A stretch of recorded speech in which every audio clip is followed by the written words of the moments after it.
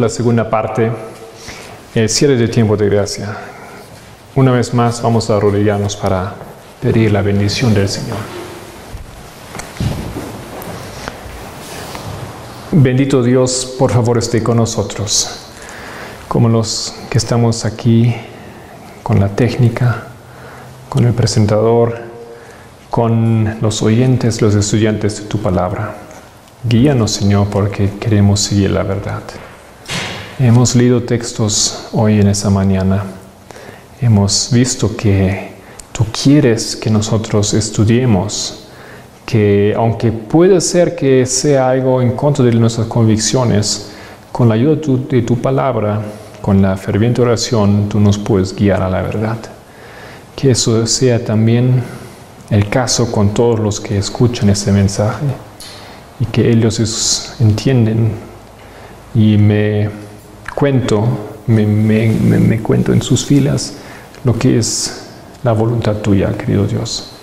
En el nombre de Cristo, amén.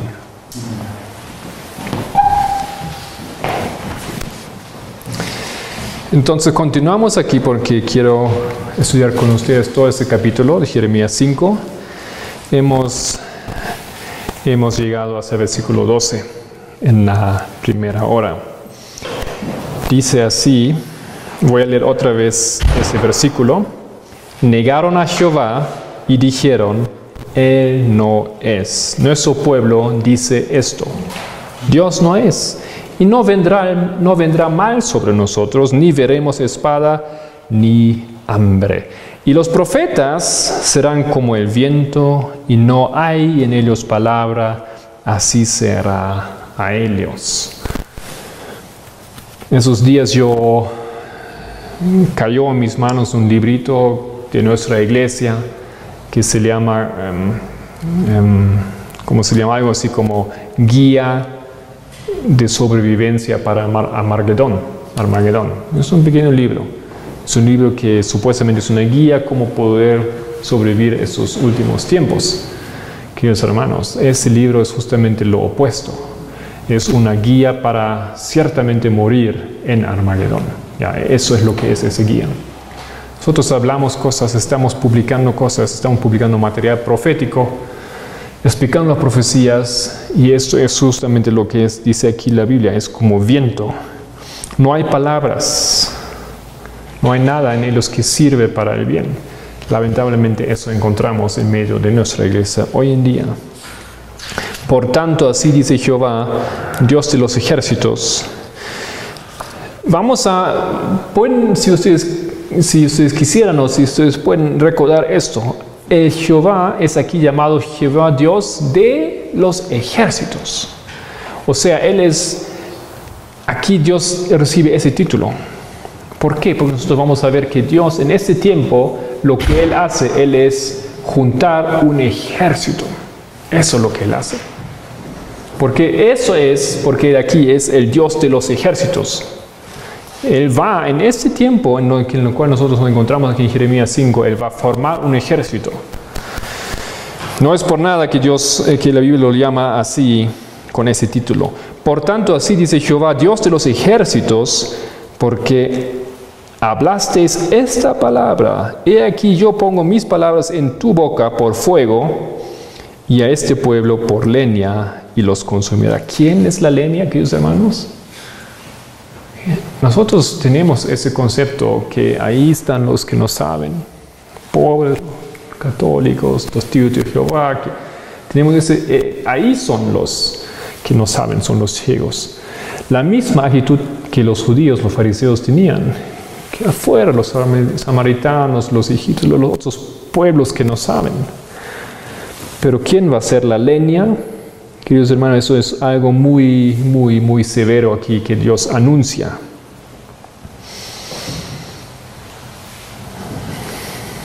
A este pueblo, está hablando aquí del pueblo de Dios, yo voy a dar por leña y los consumirá. Disculpen. He aquí, versículo 15, he aquí yo traigo sobre vosotros gente de lejos, oh casa de Israel, dice Jehová, gente robusta, gente antigua, gente cuya lengua ignorarás, y no entenderás lo que hablaré. ¿Quién es esa gente? Deberíamos saber todo esto. Queridos hermanos, nosotros si andamos en las sendas antiguas, eso para nosotros no es nada nuevo. Esa gente antigua, esa gente que habla una lengua extraña que nosotros no entendemos, es un pueblo muy conocido por nosotros. En caso que no lo recordamos, podemos abrir Deuteronomio 28. Ustedes saben que a Moisés ya fueron reveladas profecías que iban a acontecer recién durante el tiempo de Cristo.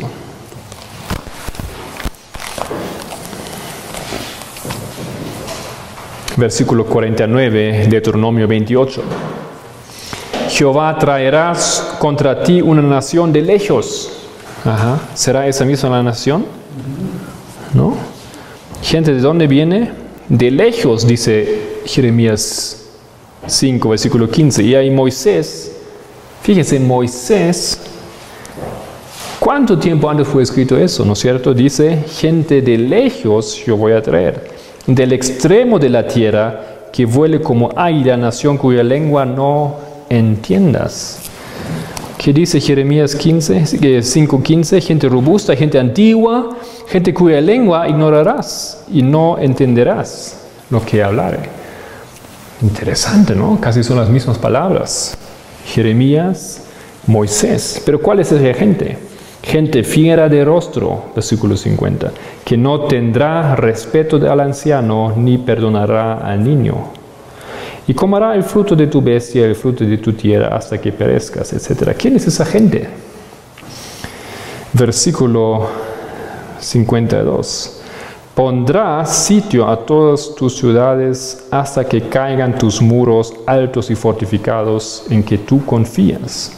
¿No hemos leído en Jeremías 5 que Dios va a derrumbar los muros de este pueblo? Y aquí otra vez vemos esa gente que viene de lejos, gente antigua, que viene y va a derrumbar los muros altos y fortificados en que tú confías. En toda tu tierra sitiará pues todas tus ciudades, en toda la tierra que Jehová tu Dios te hubiera dado. ¿Quién es ese pueblo? Y comerás el fruto de tu vientre. ¿Qué es eso? La carne de tus hijos y de tus hijas que Jehová tu Dios te dio. En el sitio, en el apuro con que te angustiará tu enemigo.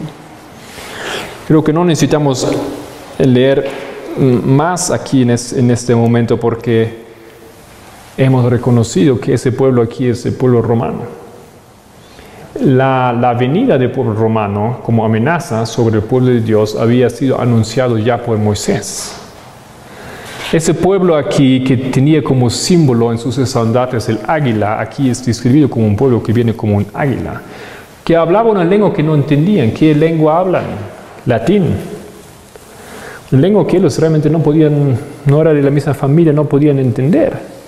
¿Y qué hizo Roma? 70 después de Cristo, en el segundo ataque ellos sitiaron a todas las ciudades, Jerusalén y a otras también, y conquistaron sus ciudades y las sitiaron. Tal vez tenemos tiempo después para ir otra vez a esa historia. Lo voy a dejar para después. Las sitiaron y los judíos, en su angustia, como aquí dice, de motivar todo el pueblo judío para que ese pueblo participe en la defensa de la ciudad, ellos empezaron a quemar los alimentos que tenían guardados para los otros tiempos. O sea, los líderes del pueblo judío, en la situación de ser sitiada la ciudad por los romanos, ellos quemaron ellos mismos los alimentos que tenían. ¿Para qué? Porque ellos querían motivar al pueblo de no relajarse, de no pensar, ellos no nos pueden conquistar, es imposible, esa ciudad no se puede conquistar. Para que de ese digamos, estado se levanten y empiezan a luchar, ellos quemaron los alimentos.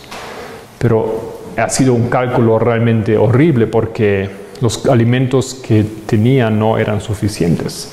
Y los judíos hicieron eso que aquí leemos empezaron a comer sus propios hijos. ¿Ya? Se cumplió esa profecía 70 después de Cristo. Y esta es la gente antigua, la gente de lejos, la gente de la cual no entendemos su lengua. Eso es la gente de la Biblia. Pero Roma es como un pueblo pequeño, ¿no es cierto? Aquí ustedes lo tienen en ese diagrama. En los dos diagramas, aquí bien lindo, fíjense cómo crece ese cuerno. Viene de la región de donde vienen aquí los cuatro vientos, los cuatro cuernos de los generales de Grecia. Vienen ahí, crece Roma, siendo Roma pagana, pero en un cierto momento se convierte Roma pagana en Roma papal. Por eso aquí dice en el cuerno, aquí dice, el cuerno pequeño crece extremadamente grande, y dice abajo Roma pagana y papal. Entonces, si esa gente antigua, gente fierra, gente que habla otro idioma, es Roma pagana en Deuteronomio, es también Roma papal en el futuro, y en el pasado y en el futuro otra vez. Será entonces que Jeremías 5, hablando de esa gente que viene para destruir al pueblo de Dios, es la Iglesia Católica. Es la ley dominical, el tema, el objetivo aquí de Jeremías 5, que vendrá sobre el pueblo, el juicio que el pueblo no conoce. Vamos a tener tiempo en esos días para responder a esa pregunta, la cual ustedes ya saben cómo es la respuesta. Continuamos entonces. Ustedes también pueden aquí abrir un texto en Daniel. ¿Ya? Si ustedes van a Daniel 8, 23, ustedes van a ver otra vez esa gente fiera que habla una lengua extraña, una lengua que uno no conoce, ¿no? Eso es efectivamente el pueblo romano que es mencionado aquí. Versículo 16. Su aljaba es como sepulcro abierto, todos ellos son valientes, y comerán tu mies y tu pan, que habían de comer tus hijos y tus hijas, y comerán tus ovejas y tus vacas, comerán tus viñas y tus higueras, y espada destruirán tus ciudades fortificadas en que tú confías. Mira, aquí ustedes pueden ver muy claramente que Jeremías era un estudiante de profecía también. Porque lo que Jeremías aquí dice, hemos leído nosotros en Deuteronomio, en la profecía de Moisés. ¿Cómo decía? Versículo 52. Pondrá sitio a todas tus ciudades, esa gente, hasta que caigan tus muros altos y fortificados en que tú confías. Moisés sabía y predijo que ese pueblo de Dios confía en sus muros. Y aquí Jeremías 5 lo dice lo mismo, dice exactamente lo mismo. Versículo 17, y espada destruirán tus ciudades fortificadas en que tú confías. Queridos hermanos, la profecía siempre está en perfecta armonía. Aunque eso se refiere a Roma, aunque pagana, también se refiere a Roma papal, que va a hacer lo mismo con la ley dominical. Esa ley dominical va a ser ataque contra el pueblo de Dios. Y esa ley, lamentablemente, va a destruir a los muros que hemos construido. Y la muchedumbre, la mayoría, va a caer en este instante. Eso es lo que está aquí en estas líneas. Solamente que nosotros hoy en día decimos que la Biblia no dice muy claramente que la ley dominical será el fin del tiempo de gracia. Bueno, hay que leer la Biblia, creo, no en un nivel superficial, sino en un nivel más profundo. Dice Elena White, las grandes verdades no se encuentran ahí tiradas en la superficie. Hay que hacer un esfuerzo, hay que cavar bien profundo, y de repente uno saca un tesoro que estaba ahí escondido. Así es verdad también, queridos hermanos, nosotros vamos a tener que tener interés y esforzarnos y estudiar verdaderamente para encontrar esas cosas. Continuamos porque aquí el texto no nos deja en ciegas acerca de esto. Versículo 18. Mas en aquellos días, dice Jehová, tal vez una cosa más al versículo 17 ya, si esos muros en los cuales nosotros confiábamos, o el pueblo judío confiaba, eran los muros de la ciudad, cayó los romanos con una técnica espantosa. Los romanos no pensaba el pueblo que así iba a ser. Si eso es Jerusalén, no era redonda así, pero vamos a dibujarlo así, solo para demostrar aquí lo que aconteció. Los romanos no podían conquistar esa ciudad, realmente estaba muy bien fortificada. Entonces, ¿qué hicieron los romanos? Bueno, ellos hicieron también un muro alrededor de toda la ciudad, tal cual, un muro tan alto como el muro de la ciudad de Jerusalén, un muro que encerraba toda la ciudad. Eso es la técnica espantosa. Entonces los romanos no tenían que hacer mucho, ¿no es cierto? Por un lado, simplemente podían tener paciencia. Si tú lo dejas una ciudad así 5 años, tal vez sobrevive, pero si esos 10, 20 años, ¿qué va a pasar? ¿Ya? Entonces los judíos que huyeron cuando ya era tarde, solamente llegaban a ese muro. ¿Y qué hicieron los romanos? Colocaron los cruces con los crucificados aquí, arriba. El relato histórico dice que en algunos días hasta 500 personas en un día fueron crucificados y colocados alrededor de la ciudad. Imagínense cómo huele el aire después de tantas personas aquí colgadas varios días. Y después los romanos hicieron eso, una táctica muy famosa. Si eso era el muro y ellos no podían por abajo quebrar el muro porque era un muro muy fuerte, los romanos simplemente hicieron eso, construyeron aquí una rampa, entonces subieron por aquí. Fácil, ¿no es cierto? ¿Qué te sirve el muro si el enemigo tiene una táctica para entrar? Eso es la situación aquí. Eso es la misma situación aquí. Y en esos muros, eso nuestro pueblo confía.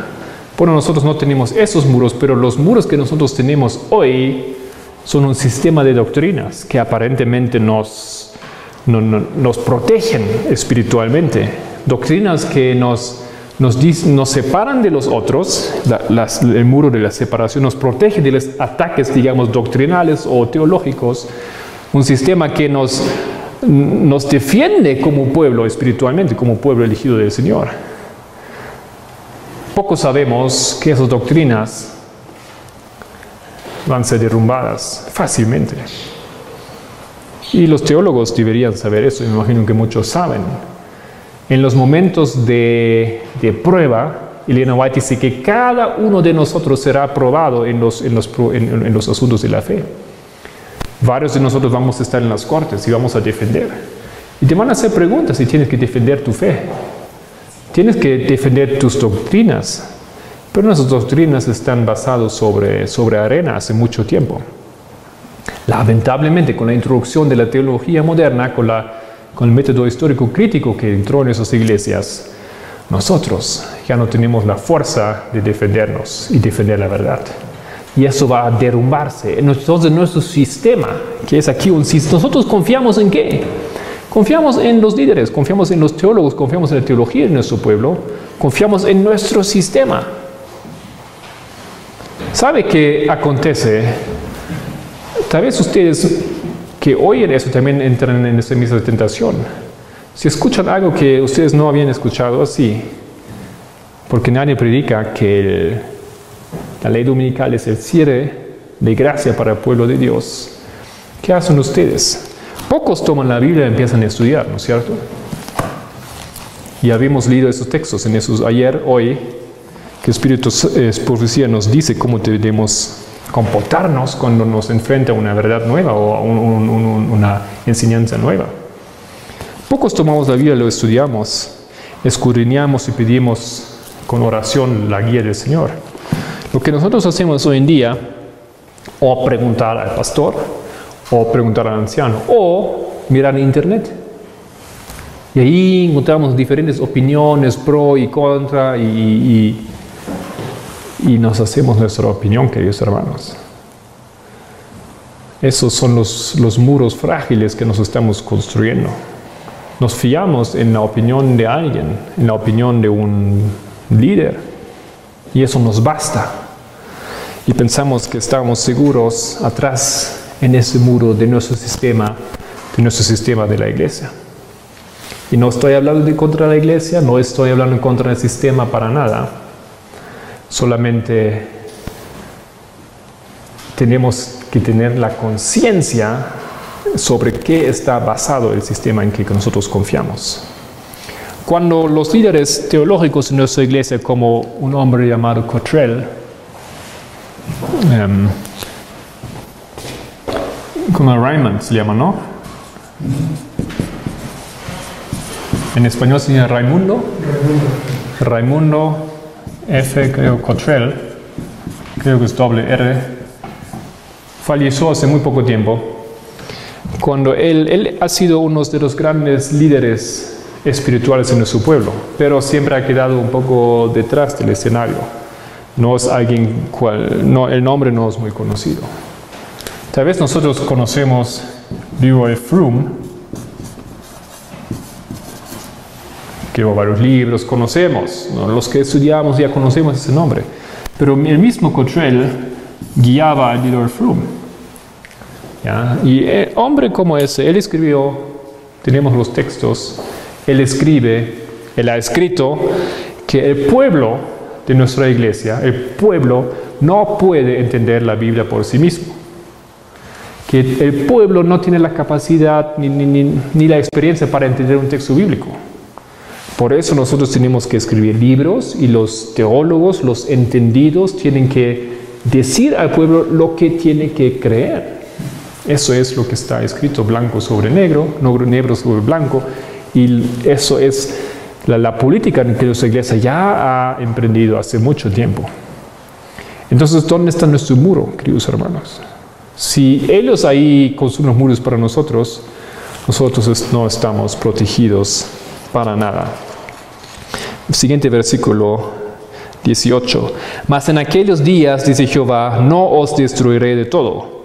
O sea, en aquellos días, y yo estoy insinuando que estamos hablando aquí de los días de la ley dominical, Dios dice que no destruirá de todo. O sea que hay un grupo, tal vez lo podemos llamar el remanente, ¿no es cierto?, que no será destruido, aunque todo el pueblo será destruido. Y será que cuando dijereis, ¿por qué Jehová, el Dios nuestro, hace con nosotros todas estas cosas?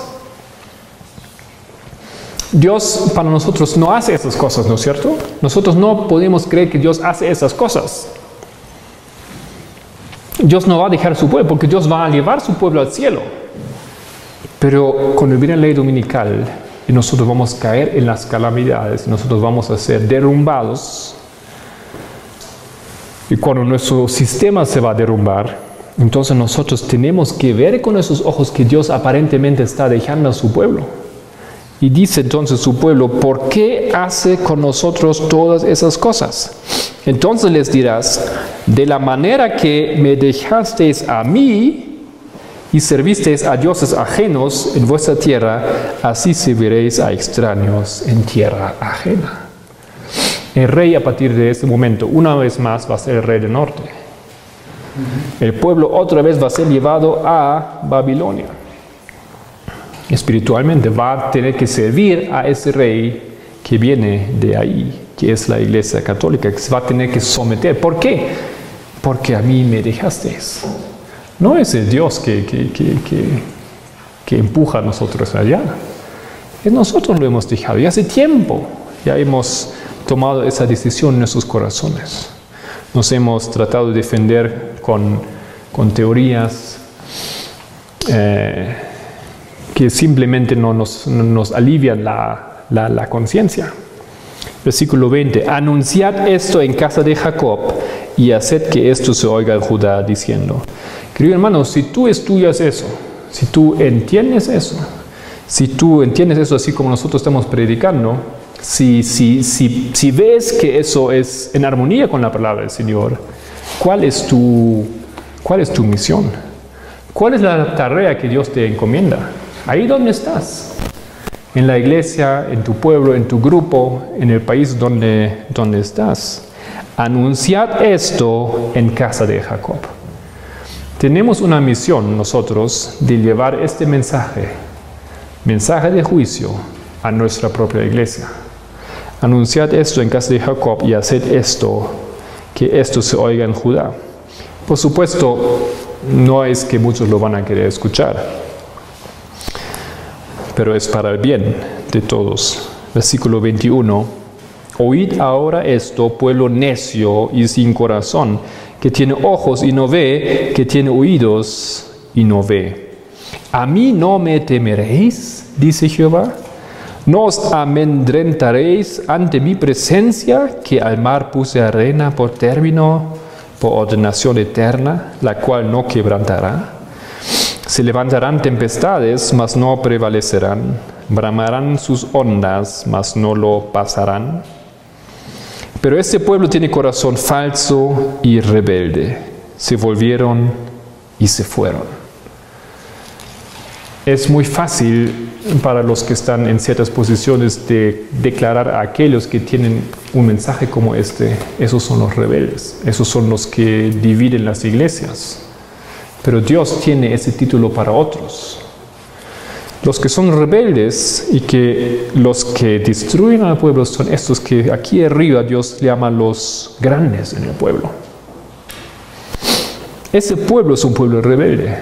Estamos hablando aquí de la iglesia adventista del séptimo día, hoy en día en su estado.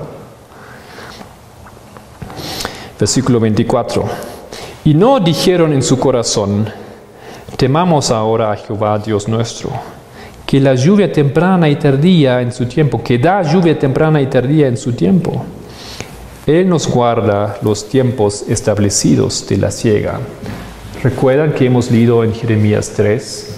Que el Señor no puede dar la lluvia tardía porque somos así duros, porque tenemos frente de rameras, como dice Jeremías.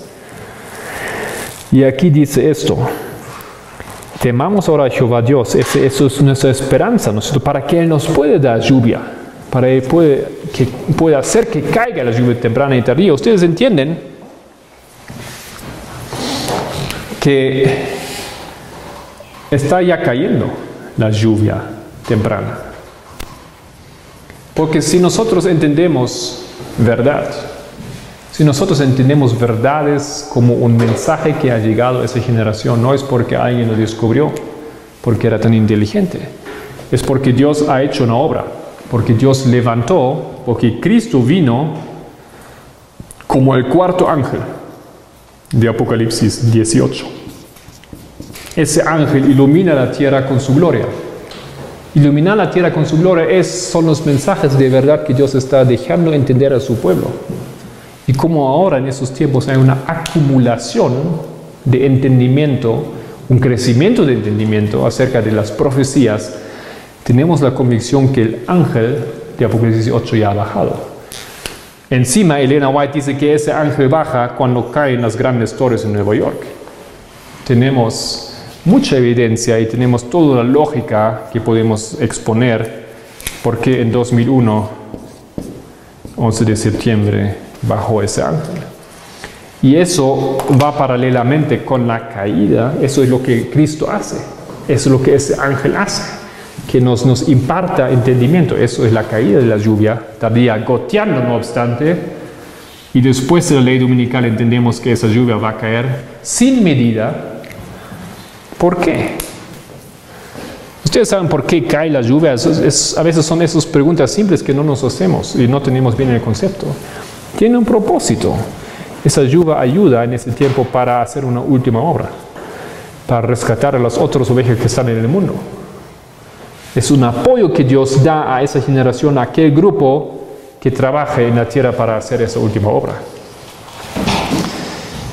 Pero solamente eso acontecerá si el pueblo temerá. No es que la lluvia no va a caer. ¿no es cierto? No es que la lluvia no va a caer.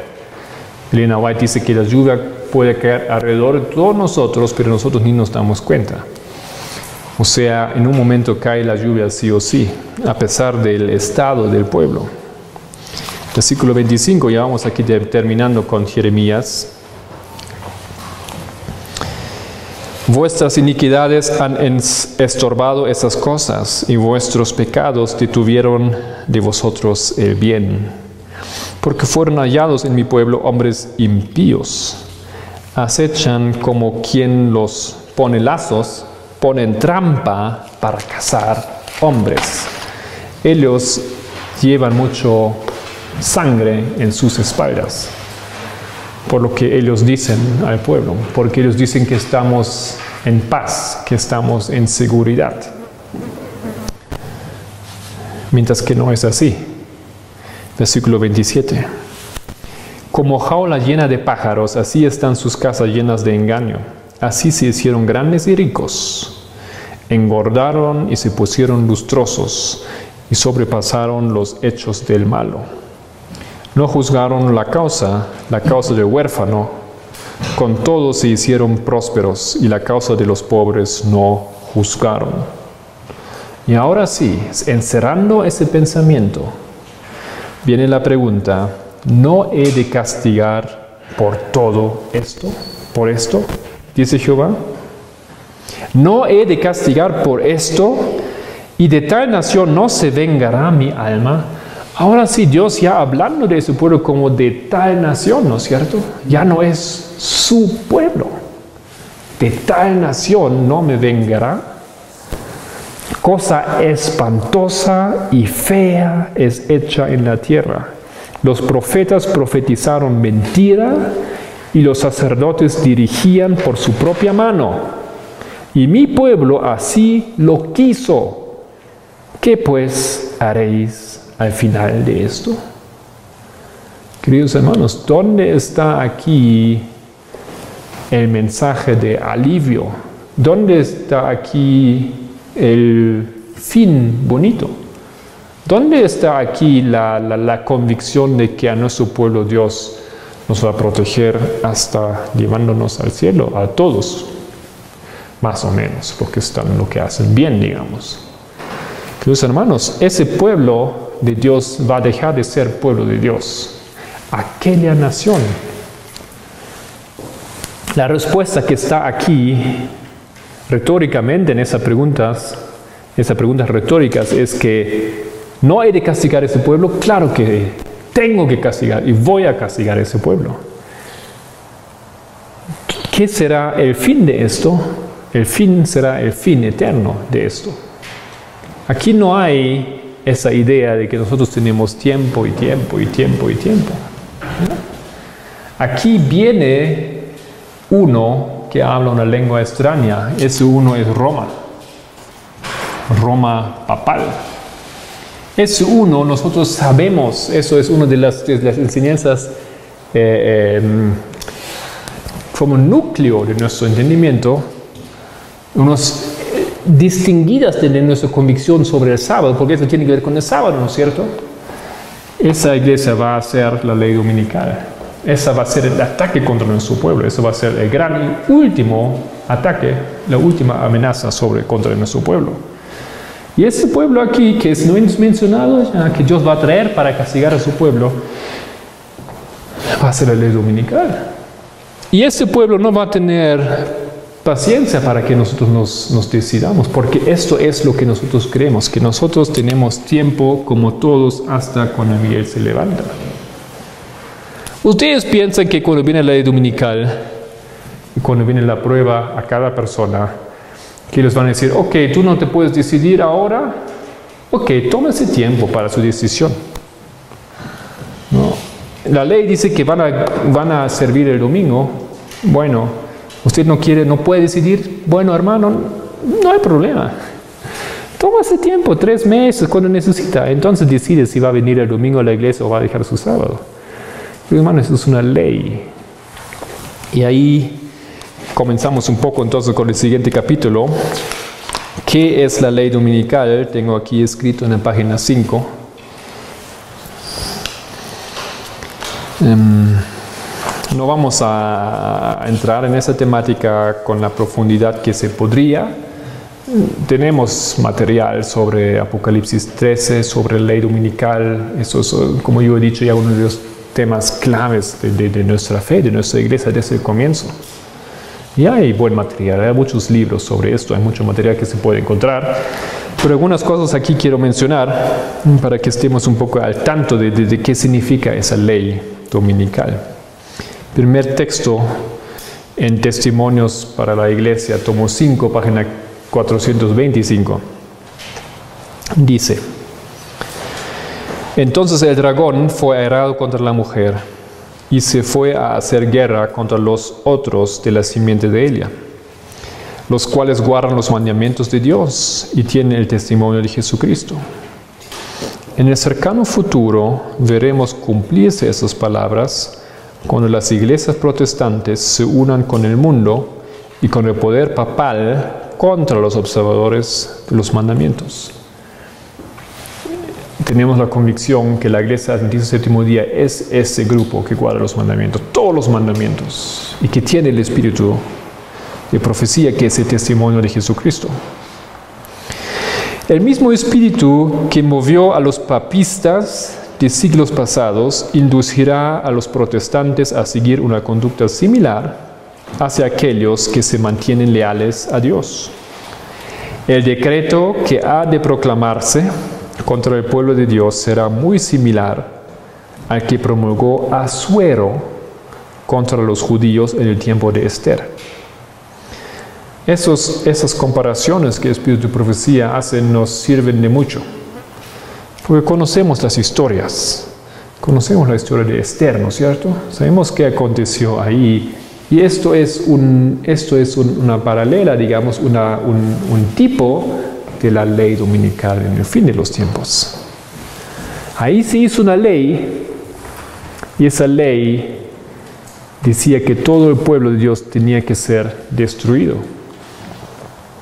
¿Por qué se sacó esa ley? Tenía que ver con envidia, con venganza, ¿no es cierto? Con Mardoqueo, no recuerdo el otro, Amán, ¿no es cierto?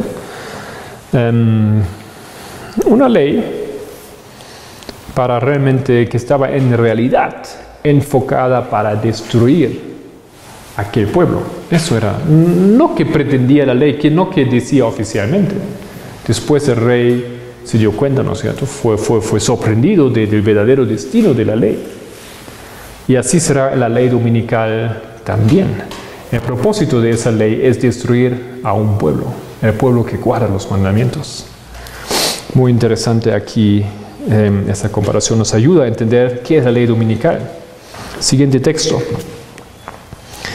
La profecía del capítulo 13 de Apocalipsis declara que el poder representado por la bestia de cuernos semejantes a los de un cordero haría que la tierra y los que en ella habitan adorasen al papado. Que dice entonces en Apocalipsis 13 que va a haber una ley que te obliga, y eso es el asunto, no es un libre, no tienes la libertad de decidir, va a ser obligado a adorar el papado. Esta mosca quiere escuchar de cerca lo que estoy diciendo. Tiene obligado de adorar al papado. Eso es, ¿no es cierto? No es algo que se prohíbe trabajar el domingo y yo puedo quedarme en mi casita tranquilo. No, aquí va a ser forzado una adoración al papado, que está simbolizada en ese capítulo por una bestia, que está simbolizado en ese capítulo por una bestia parecida a un leopardo. Esta profecía se cumplirá cuando los Estados Unidos hagan obligatorio la observancia del domingo, que Roma declara ser el signo característico de su supremacía. Entonces, obligación de la observancia del domingo eso es de qué se trata. ¿Puedo yo observar el domingo? No, si quiero estar en armonía con la palabra del Señor. La Biblia en ningún lugar autoriza la adoración del domingo. El domingo es el día del sol. El domingo en las tradiciones paganas ha sido el día para la adoración del sol, que otra vez es un símbolo para Satanás. Entonces, el primer día de la semana va a ser aquí esforzado como día de adoración. Queridos hermanos, cada uno va a tener que tomar una decisión. Te van a querer ver ir domingo a la iglesia, observar el domingo, no trabajar el domingo, adorar ese día y a través de eso adorar al Papa, adorar al enemigo de Dios. Siguiente texto. En la actualidad, la observancia del domingo no es la prueba. Vendrá el tiempo cuando los hombres no solo prohibirán trabajar el domingo, ¿okay? No trata solamente de eso. No solamente prohibirán trabajar el domingo, sino que tratarán de obligar a trabajar el sábado y apoyar la observancia del domingo o perder su libertad y su vida. Eso entonces, muchos preguntan, estoy consciente que tenemos oyentes que recién han llegado aquí a entender esas cosas, a estudiar, a bautizarse o interesarse por esos temas que nosotros como iglesia podemos enseñar. Y a veces el concepto no es muy claro, pero eso es la ley dominical, es una ley que te pide esto. Trabajar el domingo, de trabajar el sábado, adorar el domingo, apoyar la observancia del domingo y de esa manera tú pierdes la libertad y la vida si te opones. No vas a perder la vida si forma parte de los 144,000 porque ellos no van a ver la muerte. Pero la mayoría va a morir como mártires. Pero ese tiempo todavía no ha llegado, pues la verdad debe ser presentada más plenamente a la gente como testimonio.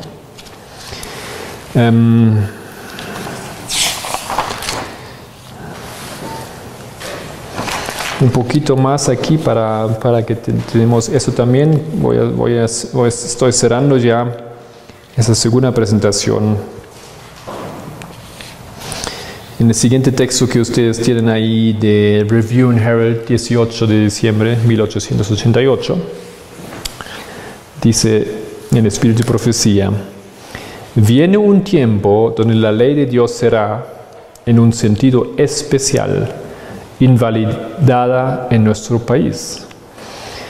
Los gobernadores de nuestra nación, a través de un acto legislativo, obligarán la aprobación de una ley dominical. Y así el pueblo de Dios será colocado en gran peligro. Cuando nuestra nación en sus concilios legislativos apruebe leyes para violar las conciencias de los hombres en relación a sus privilegios religiosos, obligando la guardia del domingo y colocando un poder opresivo contra aquellos que guardan el séptimo sábado, la ley de Dios será, para todos los intentos y propósitos, invalidada en nuestro país. Y a la apostasía nacional le seguirá la ruina nacional. Tenemos desde luego una idea, creo, bastante clara de qué se trata aquí.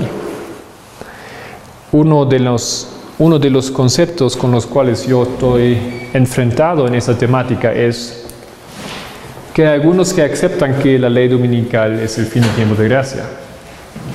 Algunos aceptan eso. Pero ellos tienen un problema de que yo estoy dibujando esa flecha aquí hasta esas dos letras. Una flecha que aquí termina. Ellos dicen, sí, termina el tiempo de gracia primero para el pueblo de Dios, tiene que ver con la ley dominical, pero no sabemos exactamente cuándo será eso. O sea, ¿cuándo será la ley dominical? ¿Cuándo es la ley dominical? Cuando lo firman los decretos, cuando lo llevan a cabo en los diferentes estados. En Estados Unidos primero, después en Perú llega tal vez 3 meses después, en China no sé, tal vez 7 meses después. ¿Cuándo es la ley dominical para mí? Yo puedo viajar de Estados Unidos a China y entonces ahí voy a tener más tiempo de gracia. ¿Cómo es la situación? ¿Ya? Entonces hay esa pregunta y hay muchos que prefieren Los que aceptan eso, básicamente ellos dicen, bueno, vamos a mejor dibujarlo un poco así, incógnito un poco. Eso es la ley dominical. No es un punto, no es una línea, es más bien así una nube tal vez, una fase que yo no sé. Queridos hermanos, yo creo que eso es peligroso. Peligroso porque yo tengo ahí la idea de que no es muy específico eso, tal vez hay un poco más posibilidades, ¿no es cierto? Posibilidades en el último momento. Porque nosotros, seres humanos, nos gusta mucho dejar todo para el último momento. Muchos somos así. En el último momento nos estamos preparando. En el último momento para el sábado nos vestimos, nos duchamos, nos planchamos, ¿no es cierto? Quienes han estudiado en las universidades adventistas saben eso, que el mayor movimiento es en los últimos minutos antes del culto, ¿no es cierto? Cuando todos se presan las planchas, cuando todos se visten, cuando ponen gel en el cabello, cuando se duchan. Eso ahí en el último momento todo. Nos gusta la idea que la ley dominical tal vez hay un tiempo un poco más allá que donde en el último momento nosotros tenemos tiempo de hacer las cosas. La ley dominical para ti y para mí no es cuando se firma el decreto ahí en un lugar, sino es cuando esa ley se aplica a tu vida y tú tienes que tomar una decisión. Puede ser que para uno es un poco antes que para el otro. Eso no te da ninguna ventaja o desventaja, porque esa prueba, querido hermano, querida hermana, esa prueba para ti, esa prueba es una prueba para la cual tú tenías que haber preparado con mucho tiempo antes. No te sirve un día más o menos. Porque preparación de esa prueba no solamente te sirve mi cabeza yo voy a defender el sábado, porque así dice la Biblia. Es más que eso. Porque cuando te ves cara a cara con la muerte, o tal vez peor, cara a cara con la tormenta, con la cara a cara con las, ¿cómo se dice? No tormenta. Atormentar a alguien, ¿cómo se dice? Martirio. Martirizar. Es tormenta, ¿no? Cuando se atormenta a un ser humano para que... No sé, estaba buscando otra palabra, pero igual. Cuando nos hemos enfrentado con esto, entonces ya no... Los buenos propósitos que tenemos, las buenas convicciones muy rápido se vuelan. Y tenemos otras ideas como defendernos. Tenemos ideas como, bueno, yo puedo hacer eso para que ellos piensen, pero en realidad yo voy a seguir trabajando para el Señor. Tenemos excusas para huir del dolor, de la muerte. En este momento nosotros tenemos que estar firmes sobre una preparación que ya viene fundamentando el fundamento hace tiempo. El cemento tiene que durar, ¿no es cierto? Necesita tiempo para que se ponga duro. No lo puedo echar ahí rápido y para que no funciona, se cae todo. Es blando, necesita un tiempo para quedar duro, para tener fuerza. Esos muros tienen que ser bien altos en ese momento. La ley dominical para ti y para mí es un instante, es un momento nada más.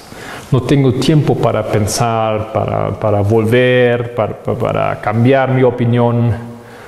Lo que aquí dice Elia va a ser requerido de nosotros. Queridos hermanos, hemos acumulado aquí algunos argumentos introduciéndonos a ese estudio, pero lo que viene de aquí en adelante es defender esa posición con varios textos bíblicos y con varios textos de espíritu y profecía. Agradecemos al Señor que todavía estamos en buenos tiempos.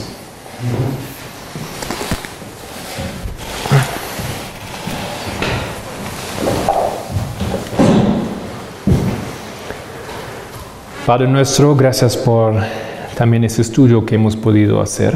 Gracias por tu palabra que es en realidad muy clara. Palabra que dice las cosas como son, que habla a tu pueblo sin hacer nada, sin pintar nada lindo. Querido Señor, porque nosotros tenemos que entender las circunstancias, las condiciones en las cuales nosotros nos encontramos.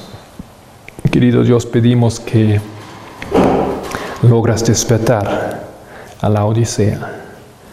Te alabamos porque nos has protegido, nos has permitido hacer esa presentación en el nombre de Cristo. Amén.